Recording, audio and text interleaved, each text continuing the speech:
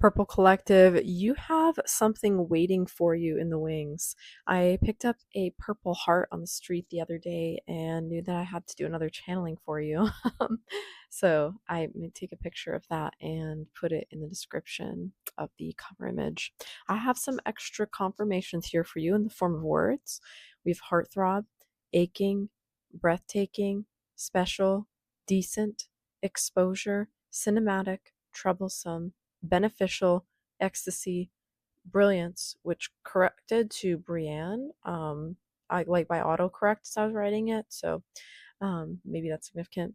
Adaptability, pendulum swing, heartmaker, destiny, phenotype, fickle, and then 229 might be significant. So these are just some extra confirmations for you. Zelda may also be significant for you. Funny enough, there was something that I was doing the other day that also reminded me of this collective. There was this feeling of shifting in and out of one state of being, and this collective would really benefit from shifting more often. This collective often isn't aware of the fact that they're shifting, and to be more aware of it would give them a lot of power and a lot of strength. There's something that's unlocking for them in their abilities right now that's quite intense. It may feel overwhelming at times. It may be difficult to discern. It may be difficult to judge. It may be difficult to grasp hold of firmly, but it is there all the same. You have something coming in that's like a gift from your ancestors. This is something that no one in your lineage has been able to claim yet because it's such a powerful gift. And I'm getting like multiple big body chills when I channel this. There is something about destiny swapping here. I feel like you've either been calling the energy back recently or your spirit team's really been kicking it into overdrive to keep you in your energy and reclaim the parts of you that were lost from you. So, I feel like there are people that try to snatch your energy sometimes because it just feels so good. It feels so it's I'm hearing that Benson Boone song, like so mystical, magical. I'm not gonna go up to the falsetto, but hopefully you know the song. Maybe I'll look that below too. And yeah, there's this great feeling of avoidance as well. I don't know if there's something you're avoiding doing. I don't know if it's something relating to your job or your destiny, but there's something you're putting off doing because it's hard to do and you're afraid to do it. But you're, oh, I'm having, hold up. I'm having a lot of discomfort, like a burp that won't quite come out. Hold on. Excuse me. Okay. Really weird feeling. It's almost like a feeling of congestion in my body as I'm even talking about this. There's a great feeling of discomfort in this collective. Like there's something you've been meaning to do, something you need to do, but it's really hard to. And so you've been putting it off, but it's just kind of festering and building. There's a feeling of establishing a legacy, a lineage, of leaving something for people to inherit hereafter. And there's this feeling that are you important enough to do such a thing? Because so many people have left lineages that aren't worthy of that. And you feel like you've stepped into one of those, so you would really know. You've been in situations where the people, um, oh, excuse me, it's 2:34 a.m. I got woken up to deliver this message today, so don't mind that. And some maybe now the people we came from, like it's there's this ability that really shouldn't have been there, but it is there. And then at this point, you just have to navigate that or negotiate that. You may be talented in an area that you don't want to be talented in. I'm getting this frustrated energy, like it's a burden, because other people know you have this talent and they want to use it from you. Like they want to benefit from you with it. And you don't want to do that. Like you want to do your thing. You don't want people to take advantage of you. Yeah. Excuse me. Oh, okay. I haven't sneezed in a long time. So I don't know. There's this weird, like, pent up feeling, and then just like wanting to get something off your chest, kind of like a sneeze that's coming through. There's something you need to let other people do for you because you've been clinging on to a way of doing it and it's frustrated you because it's not coming along the way that you want it to. And I'm getting told you need to let other people do it. I don't know if it's like you're cleaning your house too extra and you're not letting others do it, or you're too in control about something, but it's placing a lot of burden on your heart chakra because you're not the only one to do it. Like, you shouldn't be the only one doing this thing. You should let your friends, family, loved ones, etc., help you out with it. And I feel like that means you need to delegate certain roles to them. And I'm seeing, I don't know if it's related or not, but I'm seeing the image of altars being split up. Like, if you have multiple altars in one spot, you need to split them up because it's too much energy in one certain location. So, maybe splitting up your belongings in a way that makes sense, like splitting up energy portals, I'm hearing, in a way that makes sense. Because when you go to one spot, you want your mind to be in a certain orientation. And Kali has a message right now of saying, I'll just kind of translate. It's like basically saying, if you want to be good at what you do, you need to associate common things with it. So you want to take on stuff and give it a meaning, give it a name, give it a definition, almost like personaing the things that you want to do. Um, in a more deliberate, functional, not transactional, sorry, translucent way. Um, so, okay, the example that's coming through is, let's say you have a deity, you've got a god that works with money and love and schmecks and drugs and this and that. Like, it works with all of these sort of bodily sensory pleasure things. Then co-creating an environment or a habitat where that can be the thing that you think of when you go to that deity's altar or you go into that space. Does that make sense? Again, maybe this is a metaphor, maybe it's literal for some of you. It's a hard feeling to I'm hearing translucate. I don't know what that means, if that's even a word, but yeah, it's hard to give you this definition. They're wanting you to like partition your mind more in this way that things make sense, because there's so much going on at times, this conglomerate of energy, and you can't really poke into. So it could be helpful for you to ascribe certain qualities to doing certain things, or to, excuse me, pare down the number of associations you have with a certain item or a certain thing. Like, I'm hearing simplicity and strike through. So reducing the number of things that you have to the bare minimum, reducing the number of things you have to the point of relevancy. Because if you've got like 6, 8, 10, 12 things sitting in one location, do you know what you're doing with each of those? Or is your mind super clogged and weighed down by the burden of responsibility of naming and auditioning and transitioning each one of those things into a role and a performance? But like, Kali is showing me on an altar, there's a skull and then there's bones, right? But then there's like 1,000 little crystals. And what are you going to do with all those 1,000 little crystals, right? Like, do you remember the names of each one? Do you remember the roles of each one? Because it kind of becomes meaningless if you can't keep up with the maintenance of such things. And it's just better off, as she says, being destroyed. But basically, you're better off changing up that environment if something else will work better for you. And I'm feeling Kali's presence here is like very warm, very, very warm. Like, I'm about to overheat. She just like stepped into the area in front of my mic. Um, hold on a second. Gotta like roll my sleeves up. Yeah, so you might be about to get down to work or something like that, like cleaning, separating things. These could be things that brought you a lot of joy, but now she wants them to bring you a lot of peace. And what I mean by that, she says, is the burden of responsibility of bearing the weight of peace is less than the weight of joy, because joy inevitably means you'll come down from those heights, and it can be displeasure to come back down to reality, come back down to the real world after experiencing the heights of ecstasy, right? So something about the way you're decluttering your life is like, you gotta be more intentional about it, or be more translucent. I don't know why translucent just keeps coming through for this collective, but that word I just keep hearing over and over, even as I am forgetting all the message I'm channeling in like at the beginning part of this. Um, yeah, yeah. Ah, what interesting energy. I do see Kali holding your hand here through something. She's talking you through something. It's something really difficult to do. It's something really difficult to let go of. It's the way you're perceived by others. You're being perceived by others a certain way, and it's taking a toll on you because you're not used to it, or you're adjusting to it. There's something magical coming your way. I don't know if it's happened for you or it's happening already. I feel like it's something already in motion. There's this tremendous feeling of great pressure building.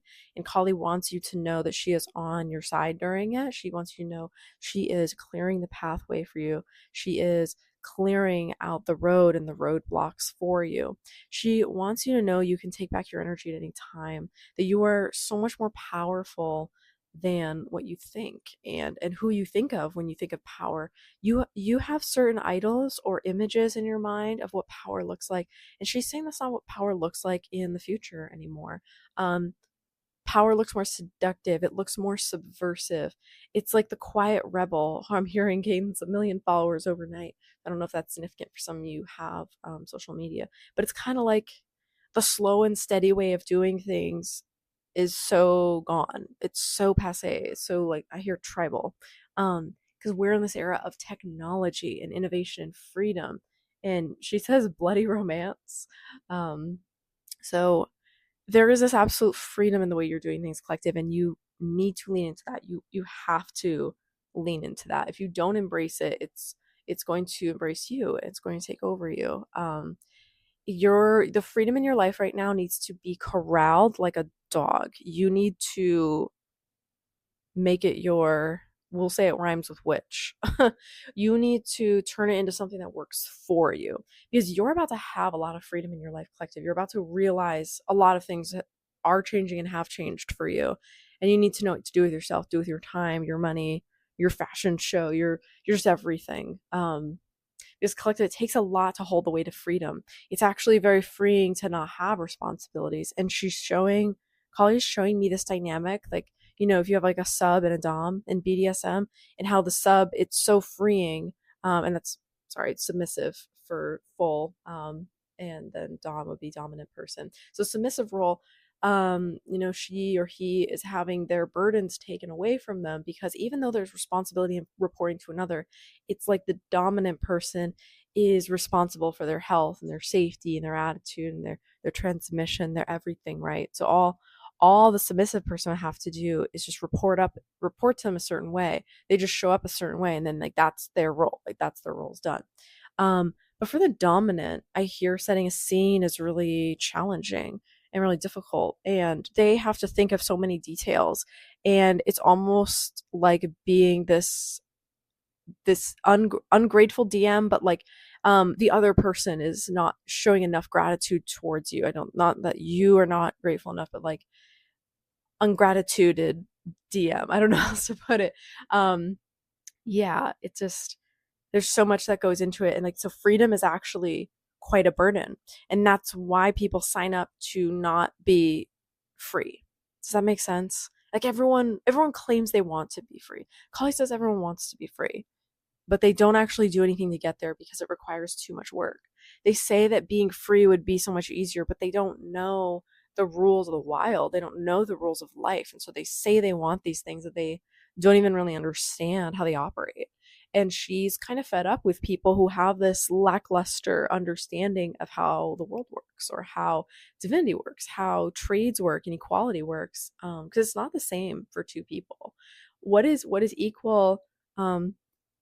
Excuse me, getting more chocolate clearing here as we're talking about this, and blockages being moved and removed by Kali for you.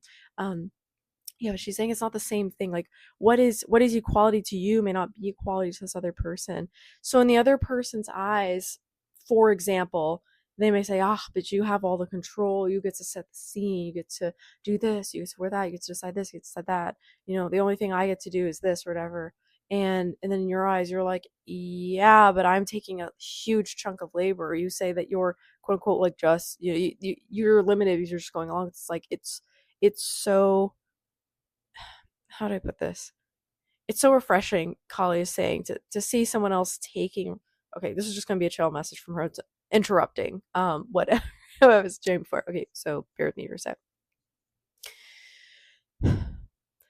It's so refreshing to see that people look at each other with new eyes, with fresh perspective, but it's difficult to imagine the weight of responsibility that one bears for the other when one only looks at one's own station and is consumed by the entirety of it. we have a perspective collective that allows us to see more than just our own view. It allows us to see beyond our own view, but it doesn't allow us to see into the lives of others. And when we are struggling with this capacity, we often look to ourselves as the broker. We look to ourselves as the broker of these issues, and we look to ourselves to determine the right matrix in which to apply to the situation. So we almost look for the right overlay, for the most beautiful thing, the most workable thing and solution to apply in this situation. But it's difficult, collective, because difference looks differently to everyone. You may think you are applying one overlay, and yet another person perceives it differently. They perceive it as a different overlay.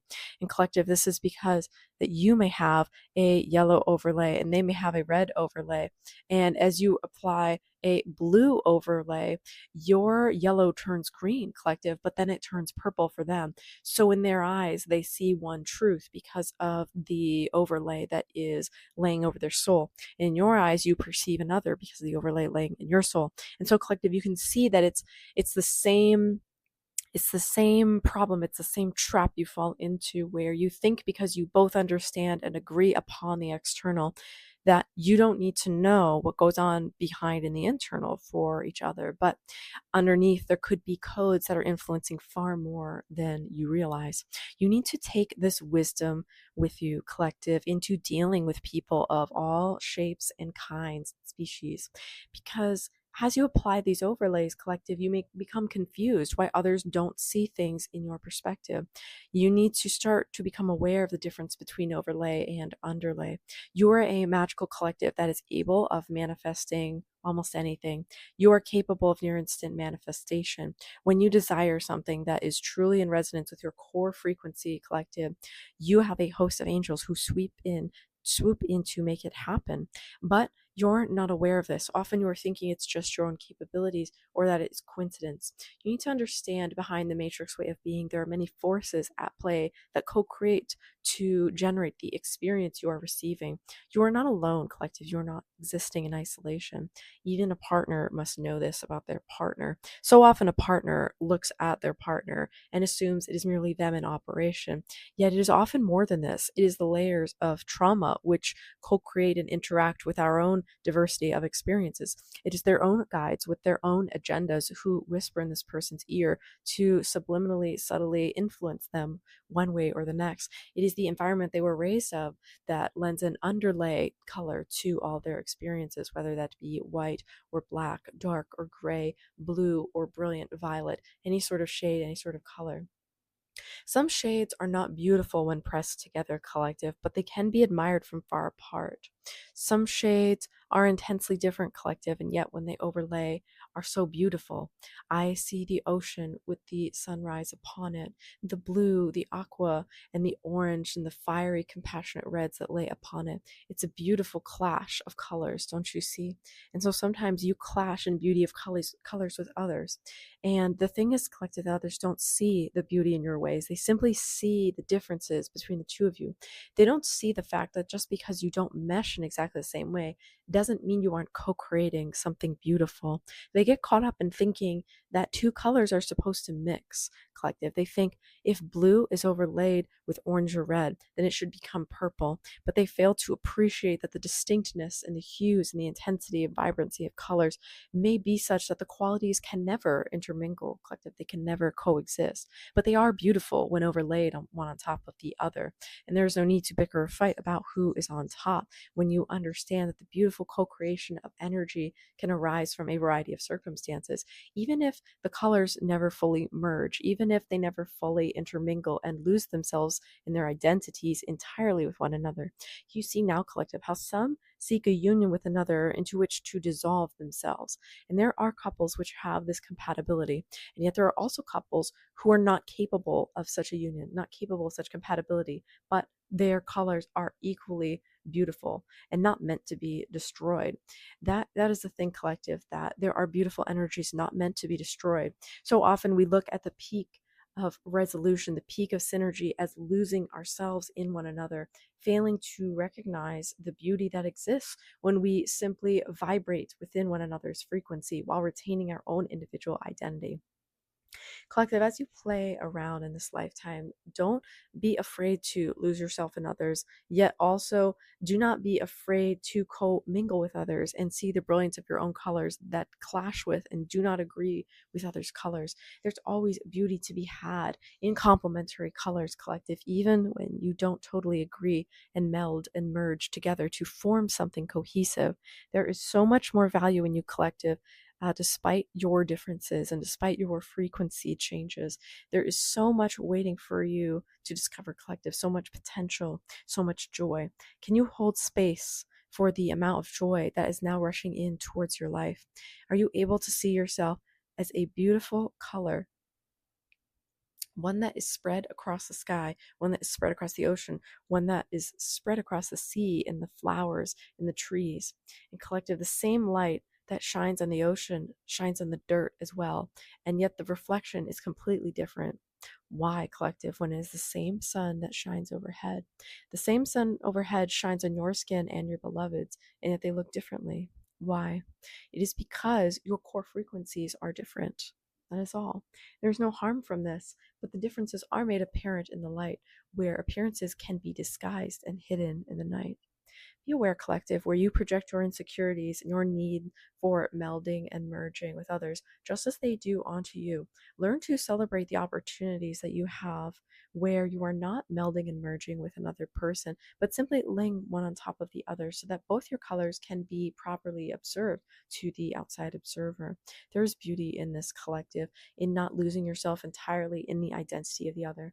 Never seek to define yourself by the context of what the other person exists in, because that allows your identity to hinge on a flappable, moldable barrier and layer which you have no control over whatsoever. Should your partner decide to play a different role, now your role changes. Should your partner decide that they don't like a current role, now that requires your role to change again as well. So when you are at the mercy of another to decide your identity, collective, you lose that agency over yourself, over your life, whereby you would have liked to be able to indicate a desire. You would have liked to be able to indicate a preferential treatment, something you would have enjoyed doing, like doing. But now you have surrendered your power entirely to the eyes of another who seeks only to destroy the barriers within you so that you may meld and merge together finally and completely. But you are not meant to meld and merge and marry and completely and entirely in this way, collective, so as to lose yourself so thoroughly in another that you lose what makes yourself distinct. Stand proud in your differences, collective. Stand tall, stand poignant in understanding of the virality of your sensations. You're able to cause and affect so many great changes, collective, so many wonderful things. If you can just realize the differences in structures, you will gain so much power, collective. The things that slumber inside of you, the things that desire to awaken, they are things that cannot awaken in other people because they're not able to hold the greatness of their expression. But you must recognize, collective, that your life is not entirely your own. Your thoughts are not entirely your own. Your surroundings are never entirely your own. Even your relationships with other people are never entirely your own.